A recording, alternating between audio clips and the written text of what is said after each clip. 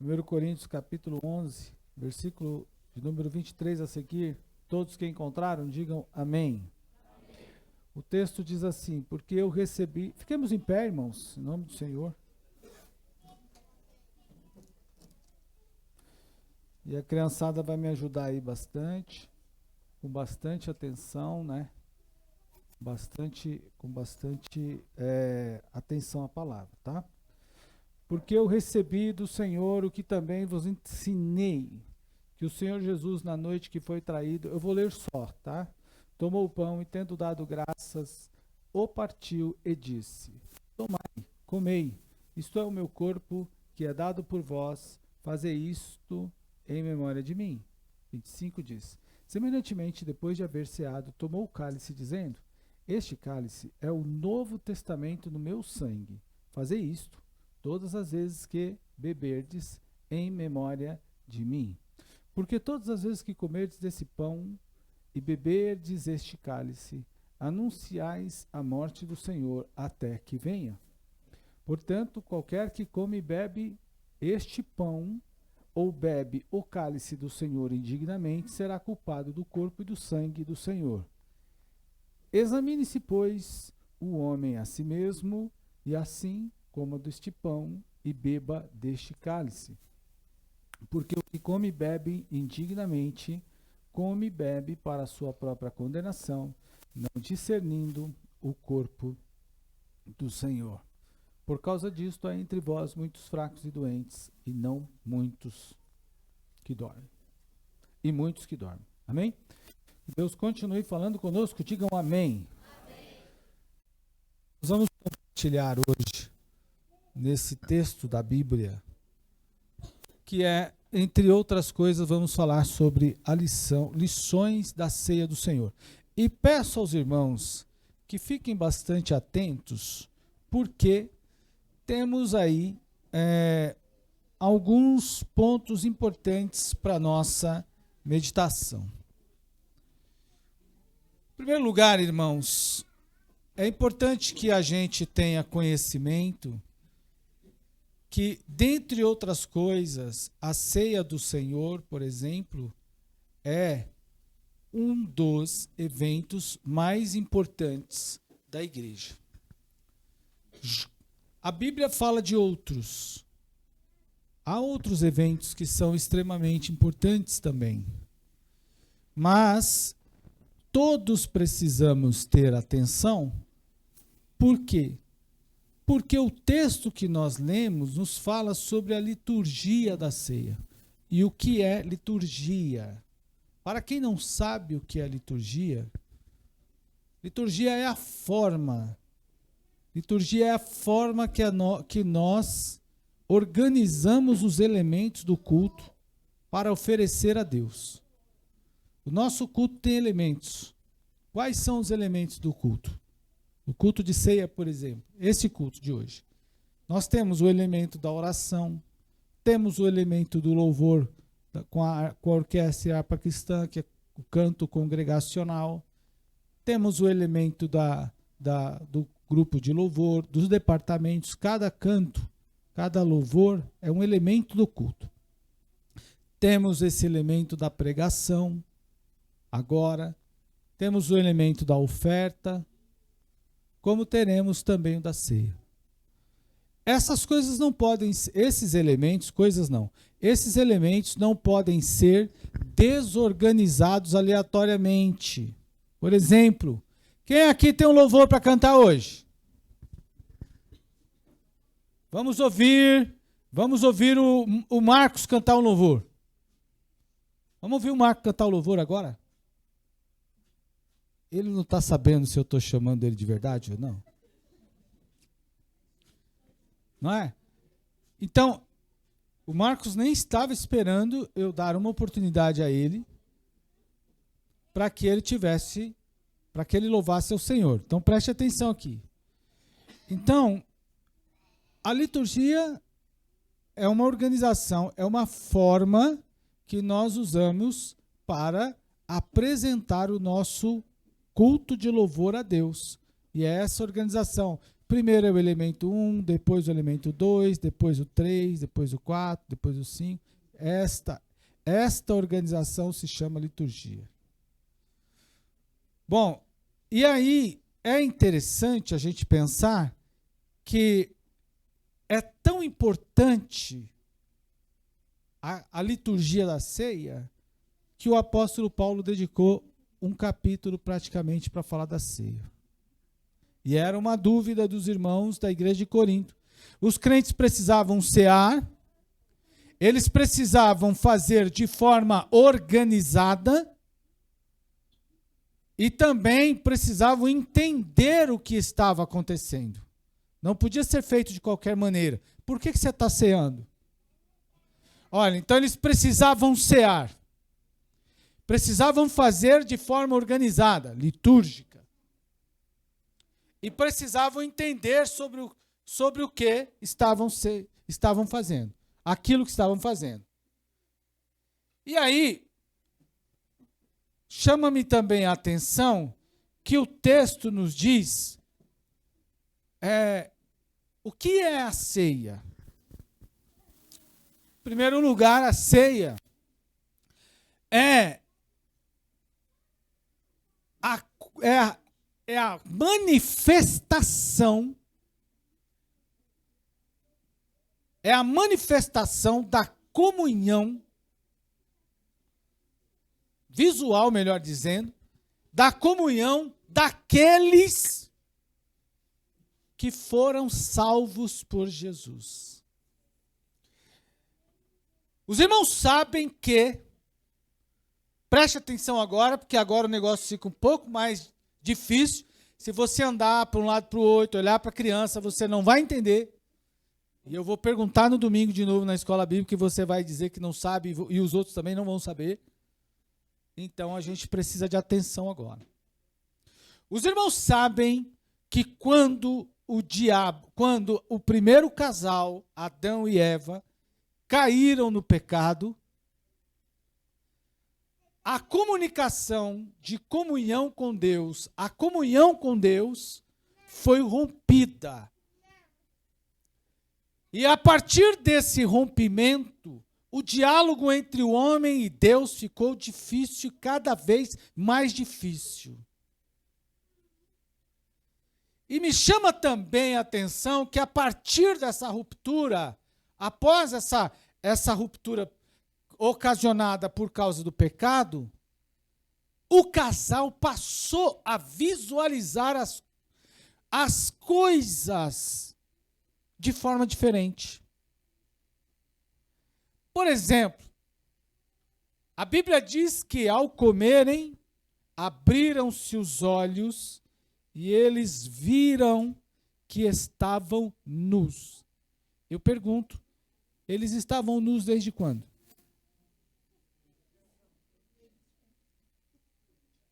O que mudou então? Alguma coisa mudou. A forma de enxergar as coisas. Antes do pecado, a nudez era vista de uma forma, depois de outra. E as duas condições, interessante, vista, percebida pelo mesmo homem. Duas visões distintas, como disse o Fabinho, do mesmo objeto. Qual era o objeto? A nudez. A nudez era o objeto.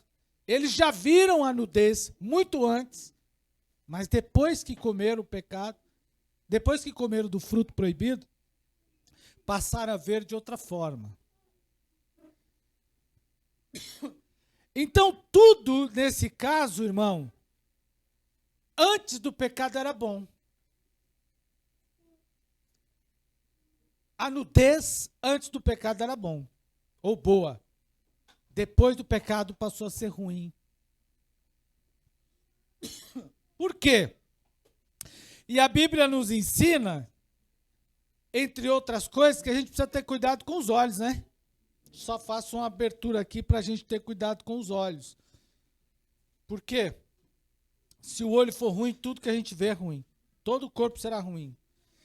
Mas, por outro lado, quando se contempla também pelos olhos do homem caído, mesmo estado considerado anteriormente como normal, agora é ruim.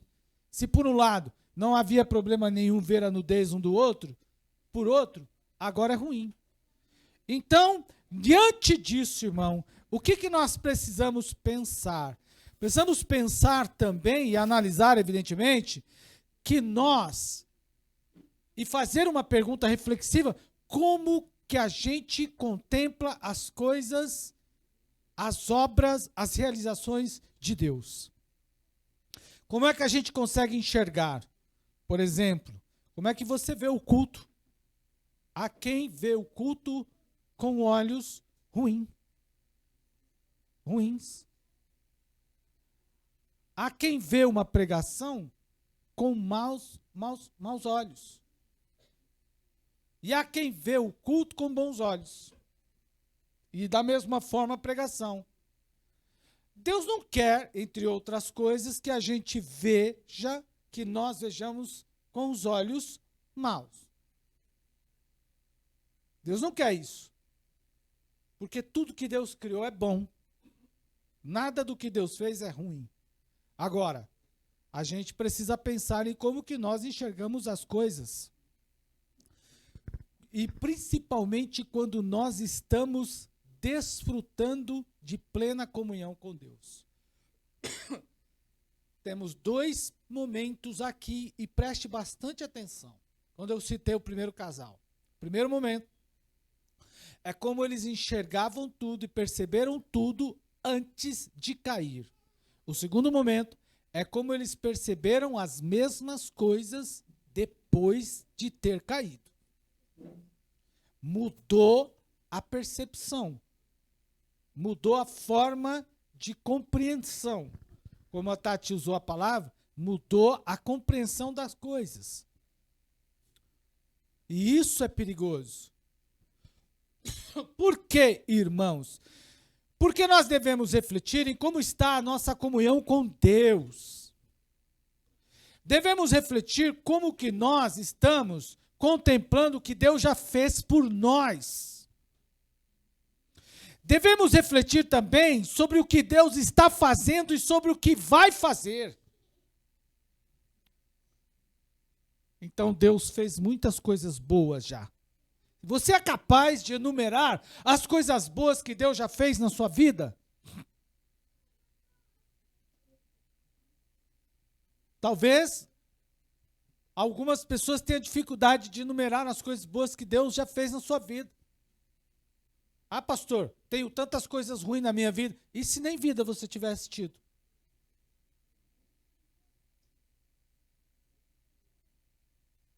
Como é que você ia perceber isso?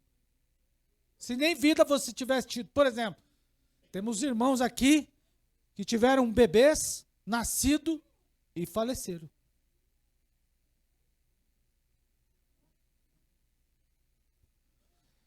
Então, Deus quer que a gente veja, que nós vejamos as coisas pelos... Deus não quer que a gente veja as coisas pelos olhos do pecado. Porque o pecado destrói a nossa concepção, destrói a nossa percepção, destrói o nosso entendimento. O pecado distorce as maravilhas de Deus. O pecado vê o ruim em tudo. O pecado, por exemplo, o pecado, ele é tão maldoso que ele mata o próximo em palavras, ele mente ao próximo, ele engana.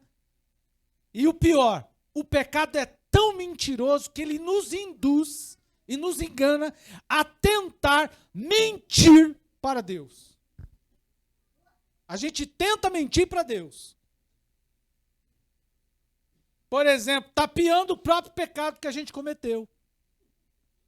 Como se Deus não visse, se Deus não percebesse. E eu vou chegar em alguns pontos. Deus não quer isso de nós. Por exemplo, ninguém consegue enganar a Deus. Não pense que alguém vai enganar. Vou enganar o Senhor. Você pode enganar a mim e eu posso enganar a você.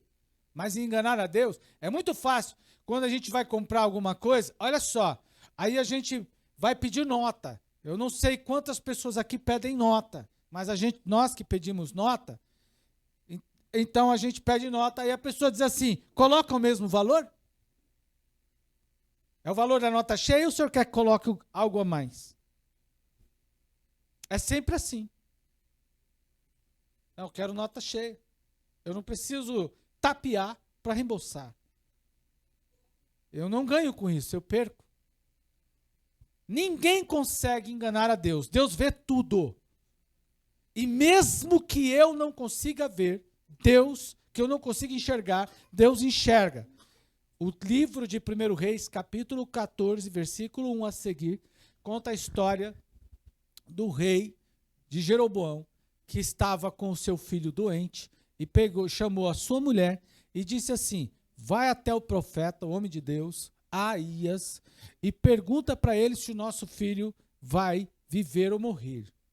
E aí, mas vá disfarçada, porque o Aías, que é o nome do profeta, ele já está velho, ele é cego, ele já não consegue enxergar. E tem mais, ele só fala coisas duras. Então vá disfarçada, pergunte se o filho do rei, o que vai acontecer com o filho do rei.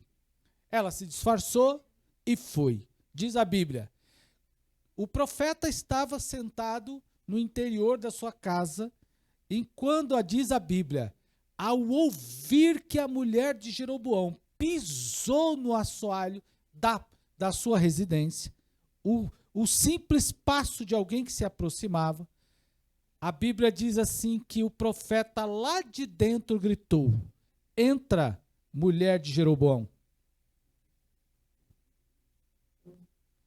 Entra. Nós não conseguimos enganar Deus. Deus enxerga tudo. E Deus revela as coisas para a gente, mesmo as coisas sendo boas ou as coisas sendo más. Por exemplo, Adão não conseguiu enganar Deus. Alguém diz assim, Deus foi enganado por Adão, porque Adão perguntou onde você está. Adão podia ter dito assim, estou passando um fax. Estou passando uma mensagem de texto. Fax vocês nem sabem o que é, né? Mas eu tenho um lá na minha casa, quando vocês forem lá, quem não sabe, eu vou mostrar o que é. O meu tá lá, não funciona porque não tem mais linha, né? Mas ele funciona, o equipamento funciona. Era um antigo, era uma forma de você fazer xerox e tudo mais. Mas Adão pensou que enganou a Deus, mas não conseguiu. Eu falei aqui a semana passada que eu também tentei me escapar de Deus, mas não consegui. Essa semana eu estava bastante agoniado com algumas coisas. Foi uma semana bastante tensa para mim. E eu fui a um lugar fazer um trabalho no meu carro. Eu precisava fazer algo no meu carro. E quando lá estava esperando resolver o problema do meu carro, chegou um irmão e me cumprimentou. Paz do Senhor, pastor. Eu amém. Tudo bem com o senhor? Tudo bem. De vez em quando eu ouço lá assisto lá os seus cultos. Não é de vez em quando, por muitas vezes. Eu falei, amém. E é tão ruim quando você está falando com uma pessoa que sabe quem você é e você não sabe quem ela é. Não é?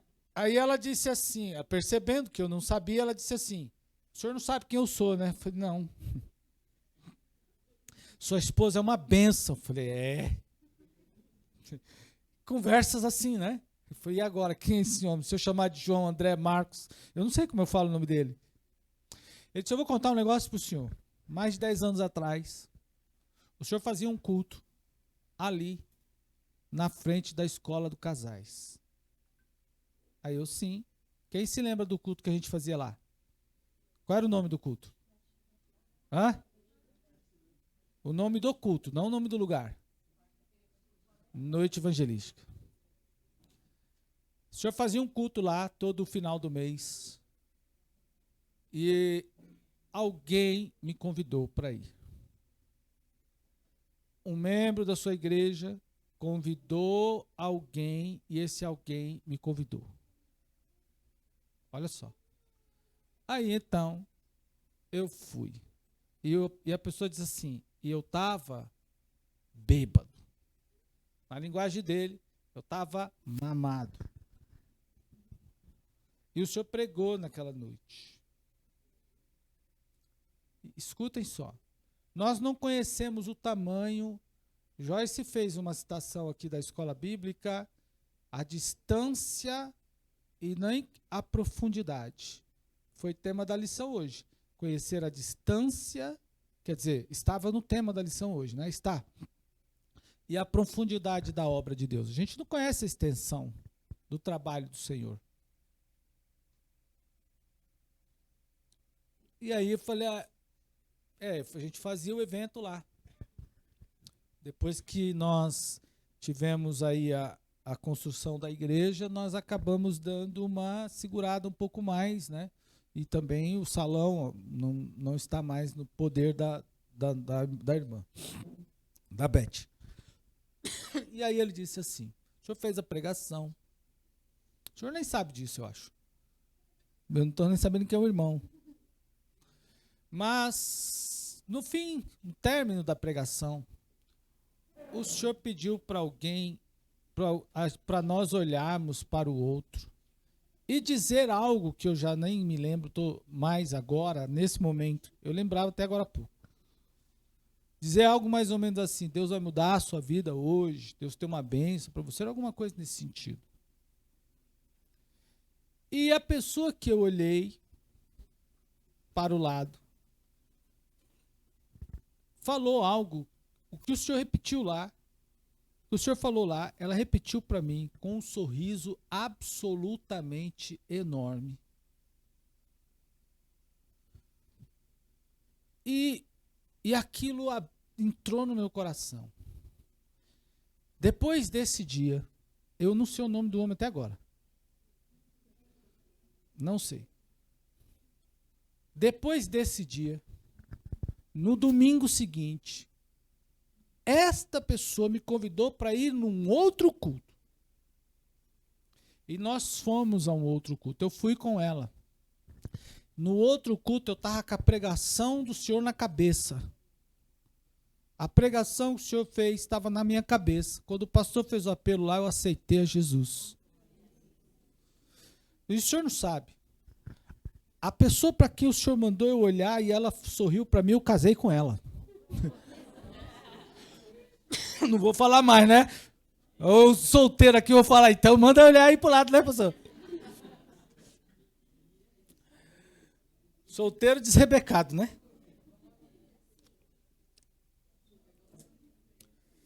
Temos filhos. E agora vem a melhor parte, que eu preciso contar para o senhor. Estamos trabalhando na obra de Deus, congregando assiduamente já há mais de 10 anos. Você pode dar glória a Deus comigo? Eu não sei o nome do irmão até agora, porque eu não perguntei. Mas a gente não conhece. Deus nos vê da mesma forma, tanto para revelar o que somos ou o que fazemos. Aliás, para revelar o que a gente faz e para revelar o que a gente é. Então, a Deus ninguém engana. Não tente, irmão. Não tente enganar o Senhor. Se você errou, pecou, caiu, a melhor coisa a fazer é dizer assim, Senhor, estou aqui, caído, pecado. O Senhor pode me levantar? A Bíblia diz que ainda que caia 7 vezes, não ficará prostrado. É uma luta permanecer na presença de Deus e ficar em pé. Hoje, nós estamos celebrando mais 30 dias que passamos dessa forma, sem cair, graças a Deus por isso. Agora, o que é interessante pensar, se primeiro é uma liturgia essencial e importante, é um dever que precisa ser cumprido, porque a visualização da comunhão da igreja, dos irmãos com Cristo e um com os outros, por isso que não pode ser tratado de qualquer jeito, na ceia não se falta. Segundo lugar, a ceia é um memorial que demonstra obediência a Deus. É um ato memorial visível. Não é invisível. Não é em espírito, é visível. É um ato, é um memorial visível que deve ser realizado pelos cristãos que mantêm a obediência do Senhor. E ele deu pelo menos 2 ordens, aliás, 3 ordens, quando ordenou a ceia. Primeiro, tomai. Segundo, comei. Aliás, primeiro, comei. Segundo, tomai. Terceiro, fazei em memória de mim. São 3 ordens que o Senhor deu. A primeira de comer, a segunda de beber e a terceira em nome dele. Que não pode ser negligenciada, não podem ser esquecidas, não podem ser deixadas de lado por ninguém. Precisam ser demonstradas. A prática da ceia não é escondida, não é oculta, é visualizada. Se voltarmos ao texto, veja como Jesus demonstra. Olha, vamos contar a descrição que ele faz, do capítulo 11, ele diz assim, ó, só vou de forma sucinta dizer a vocês, porque eu recebi do Senhor que também vos entreguei, que o Senhor Jesus na noite que foi traído tomou o pão, e tendo dado graça disse, isto, na mão dele, ó, isto. Ele não disse isso na mão de alguém, ele disse assim, ó, isto na minha mão. Isto é o meu corpo. Fazei isto em memória de mim. Veja que ele não usa o pronome demonstrativo esse. Isso. É isto. Porque é desta forma, é desse jeito, é esta liturgia. Ele demonstra. Ele diz como é, ele mostra o que é, a forma que é. Fazei isto, é para fazer desse jeito, não de outra. Tivemos a pandemia e fomos obrigados a fazer de outra forma. Só mudamos o ambiente, mas fizemos do mesmo jeito. Agora, o que nos chama a atenção, que esta é a reunião dos crentes que comungam da libertação que Deus fez, que deu a cada um do pecado. Deus nos libertou do pecado. Para alguns não existe mais pecado. Há igrejas que nem se podem mais pregar contra o pecado. Mas pecado existe. Pecado é mortal e a gente precisa fugir dele. Não negocie, não flerte, não brinque com o pecado. O pecado ele não alisa, ele destrói, ele é destrutivo. Então, o cumprimento dessa liturgia, ou seja, do comer o pão e beber o cálice, diz aos demais irmãos que estamos velando pela comunhão. Você pode tocar em qualquer coisa a meu respeito, mas não toque na minha comunhão que eu não deixo. Na minha comunhão você não vai mexer nunca. Com Deus, jamais. Porque eu não deixo. Como eu não deixo? Eu não dou motivo para você fazer isso. Se você fizer, tem que provar. Agora, o que é interessante pensar também, que a comunhão, o participar da ceia, diz aos demais irmãos que nós não só estamos velando pela comunhão que temos com Deus, mas mantemos com os irmãos. Porque se eu tenho algo, e eu preguei aqui na quarta-feira e recomendo que os irmãos que não estiveram peguem o texto, não há o texto bíblico que diz assim, se tens algo contra o teu irmão, deixa a tua oferta no altar, vai até ele, reconcilia com ele primeiro, e depois volta e entrega a tua oferta ao altar. E eu tratei esse assunto na perspectiva de Abel e Caim. Deus não avisou Caim que ele ia matar o Abel? Deus avisou. Deus disse assim, Caim, o pecado já é à porta.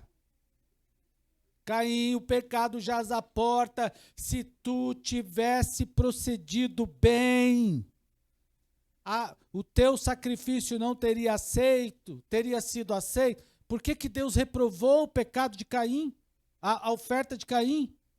Porque ele procedia mal, andava mal, fazia mal, ofertava praticando o mal. O problema não estava na oferta, fizemos por eliminação na quarta-feira. A oferta, porque não tinha poluição. A oferta de Caim era tão boa quanto a de Abel. Abel tirou das primícias. E Caim tirou da onde? A Bíblia fala que tirou do fruto. Ok. Então, qual era o problema da oferta de Caim que Deus rejeitou? Ele procedia mal. Ele já fazia coisas más. Ele já pensava mal. Ele já era um sujeito ruim. Como eu li no texto, e eu não vou pregar novamente, mas recomendo que os irmãos assistam a pregação de quarta-feira que eu tratei sobre esse tema. Agora, preste bem atenção, nós temos esta facilidade de nos embaraçar andar pelo caminho do mal. Mas aqui na ceia, estamos testemunhando, entre outras coisas, que estamos bem. E aí eu pergunto, irmãos, quem é que pode dar testemunho a meu respeito, além da minha esposa? Quem é que pode dar testemunho de mim aqui, ao dizer que eu sou um irmão cristão em comunhão? Vocês ou a igreja que está à frente da minha aqui, da nossa? Nós, com quem eu convivo? Com quem eu ando? Com quem eu trato? Quem me vê? Quem me acompanha não são vocês? A ceia se toma junto com os nossos irmãos. Porque são vocês que dão testemunhas de mim, e sou eu que dou testemunho de você. No entanto, a pergunta que se deve fazer é: quem testemunha da sua fé? A igreja onde você congrega? Ou a que você participa esporadicamente? Hoje temos um casal nosso que resolveu fazer um passeio por algum lugar e veio tomar, né, uma família, vieram tomar ceia. A Vitória foi batizada esses dias, nós acompanhamos pela rede social, né? Glória a Deus. Vieram participar também conosco. Estão em comunhão e podem participar da ceia conosco. E vamos testificar da fé. Mas ontem eu mandei uma mensagem para um irmão dizendo assim: estou preocupado com você, porque você não participa mais da ceia. Não vejo mais você postando quase nada sobre a fé. Parece que a fé não faz parte mais do seu dia a dia, do seu vocabulário, da sua linguagem. O que nós queremos postar na rede social nos últimos tempos? A ceia deve ser tomada entre irmãos de fé. Em casos excepcionais, como esse que eu citei, é possível você tomar na igreja de um amigo, como os irmãos vieram fazer esta noite, e eu estou vendo aqui alguns jovens que, se forem batizados e estiverem em comunhão, também participarão conosco, mas, em geral, deve ser tomada com os seus irmãos de fé. Mesmo que você tome hoje aqui, amanhã você terá que tomar lá, se for ceia. Já tomei lá na igreja de São Paulo, tome com os seus irmãos, porque você está dando testemunho para eles, inclusive, que você está mantendo a sua fé. É o testemunho de sua fé em Deus. E quanto aos irmãos que ainda não tomam ceia, que estão aqui? Temos vários irmãos que ainda não tomam ceia, que estão aqui, e que talvez se entristecem por esse motivo. O que digo a vocês? Assim como você está hoje, triste, orando talvez, pedindo ao Senhor que te abençoe para que você possa tomar, eu tenho uma notícia para você, eu também estava. E outros que aqui estão, também estavam. E Deus também resolveu. Deus resolveu o problema meu, Deus resolveu o problema deles, e Deus vai resolver o seu. Essa é uma fase de todos nós. Por essa razão, recomendo que sejam perseverantes, sejam firmes, cristãos atuantes. Me lembro da nossa irmã, eu não vou citar o nome, mas ela está aqui. Eu me lembro da nossa irmã, temos uma irmã aqui entre nós, que chorava todos os meses por não participar da ceia do Senhor, entre outras irmãs, que também choravam. E o nosso Deus desembaraçou o caminho dela. Vários irmãos aqui, nós somos a casa, irmãs precisamente, para pedir aos maridos, casem com essa esposa logo. O senhor não quer pedir logo essa mulher em casamento? Mas por que eu tenho que casar? Porque nós precisamos batizar a sua mulher. Se o senhor não gosta dela, eu gosto, mas tem que casar. A gente só batiza se a pessoa for casada. E quantos nós fizemos? Posso contar aqui, tem uma, tem duas, tem três, tem várias aqui que nós fizemos isso. E assim, mesmo desta forma, desse mesmo jeito, Deus abençoou. Então, os irmãos que estão aqui, que ainda não estão em comunhão, que estão em processo de discipulado, de libertação e tudo mais, não se preocupe, esse é o processo normal que todos nós passamos, e o nosso Deus vai operar na sua causa também. A ceia é um sinal de obediência, que deve se perseverar em oração e em vigilância. Por último, o que temos que pensar da ceia? Irmão, a ceia é o ajuntamento daqueles que aguardam a bem-aventurada aparição de nosso Senhor Jesus. Ele virá outra vez. Jesus virá outra vez. Ó, pastor, eu me converti agora, minha vida está toda embaraçada, se Jesus vier agora, o que vai acontecer comigo? Não deu tempo de eu passar pelas águas do batismo ainda, o que vai acontecer? O batismo não santifica ninguém, o batismo não salva ninguém, então para que serve? Batismo não é para salvar, não tem poder salvífico. Batismo é para os salvos em Cristo. Batismo é a confissão pública, o testemunho público de que eu fui salvo em Cristo. Crente salvo em Cristo não titubeia em batizar. Quando diz, eis aí a água, ele já quer entrar dentro, porque ele já está salvo. O que salva o homem, o que salvou o homem o que salva o homem foi o sacrifício de Jesus na cruz do Calvário. Aquele que crê no Senhor Jesus será salvo. Quantos aqui creem no Senhor? Digam glória a Deus. Portanto, nesta noite, batizado ou não, se você está, assim como eu, aguardando a aparição do Senhor, pode ser hoje que Ele chame o nosso nome, aleluia.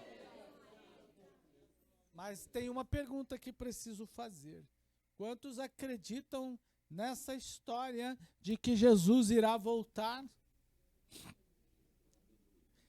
Quantos creem nisso? Parece um negócio tão estranho, não é?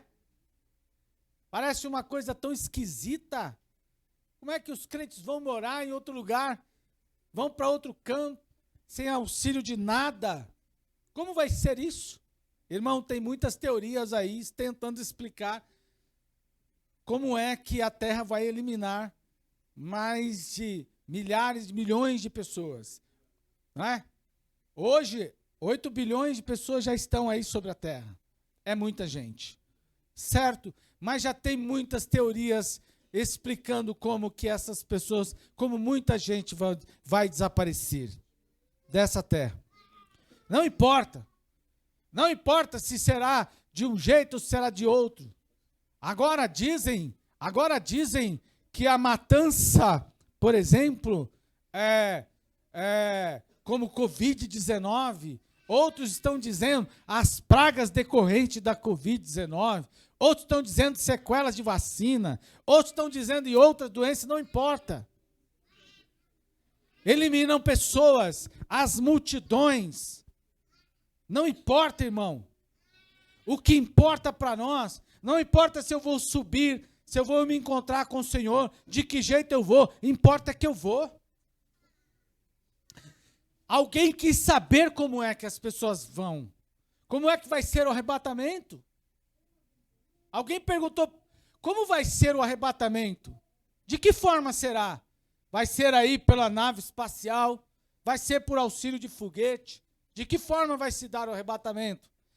Essa pergunta foi feita a Thomas Edison.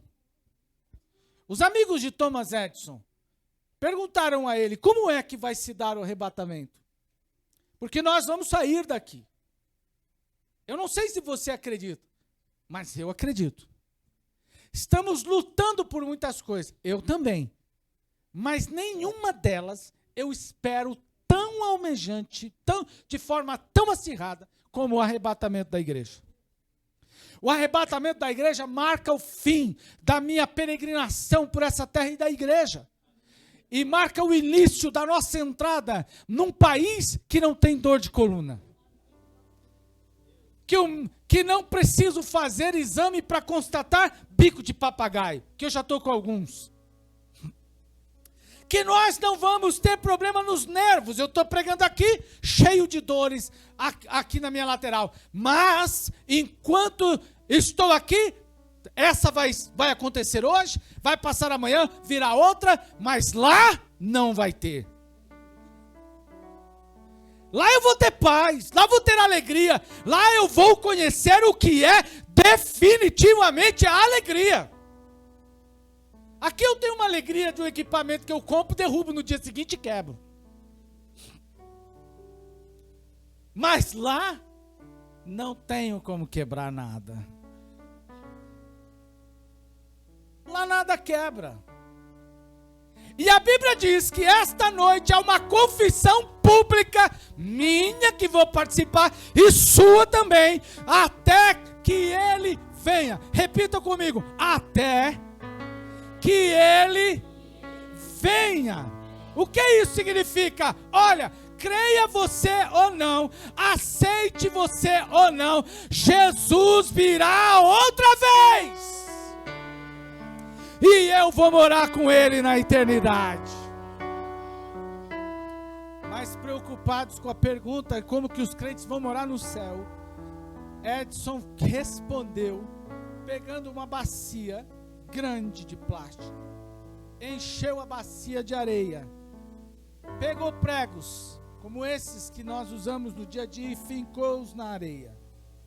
Pegou palitos de fósforo, como de fósforo, também pregou-os na areia. Então, disse assim aos seus colegas, aos amigos, preste atenção aqui, disse assim aos seus amigos, vocês estão vendo a bacia cheia de pregos, cheia de areia? Eles disseram, sim, a bacia representa a terra. Estão vendo os pregos? Eles disseram, sim, os pregos representam os crentes salvos em Cristo Jesus. E os palitos? Os palitos são os que não são salvos em Jesus. Tudo bem. E agora? Aí ele pegou um imã bem grande e disse, este imã representa Jesus. Vamos ver o que acontece. Levantou o imã sobre a bacia, lá no mais alto que ele pôde, e nada aconteceu. Abaixou um pouquinho, nada aconteceu. Abaixou mais um pouquinho, escute, irmão, preste atenção. Abaixou o imã mais um pouquinho, e aí os amigos observaram uma coisa: os palitos estavam lá, duro, sem nada acontecer. Mas os pregos já começaram a fazer isso. E não é isso que nós estudamos hoje? Nos últimos dias, o Espírito do Senhor vai encher a igreja. Viram a ministração que aconteceu hoje aqui, como Deus movimentou a igreja? Pastor, eu não estou sentindo nada. Talvez você está igual um palito. Aí então ele abaixou mais um pouquinho. Veja agora o que é que vai acontecer quando ele abaixou mais um pouquinho o imã, irmão. ficaram todos os palitos na bacia de areia, mas os pregos começaram a pular e grudar no imã, pular e grudar no imã, pular e grudar no imã. Escuta, irmão, está chegando o momento do arrebatamento da igreja. A igreja já está sendo movimentada pela força de Jesus. Os sinais já estão acontecendo. Os crentes já estão se movendo. O dia que Jesus vier, não vai ficar um crente salvo aqui na terra. Nós seremos arrebatados com o Senhor. Vamos morar com Ele nos ares. E eu isso esta noite, eu creio nisso e grito: Maranata, ora vem Senhor Jesus. Quantos podem dizer comigo: vem Senhor, vem Senhor? Se Jesus vier hoje, que fique a obra. Se Jesus vier hoje, que fique o prédio. Se Jesus vier hoje, que fique tudo que quiser por aí. Eu quero entrar no céu do meu Senhor. Eu quero laurear a cidade santa da Nova Jerusalém. Eu quero olhar o meu Senhor e junto com multidões cantar: Santo, Santo, Santo, Santo, Santo é o Senhor, Santo é o Senhor. Toda a terra está cheia da tua glória, Senhor. Quantos podem adorar o Senhor aqui esta noite? Diga amém. Fica firme, o teu sofrimento vai acabar. Fica firme, essa dor vai passar. Fica firme, você vai se encontrar com Deus.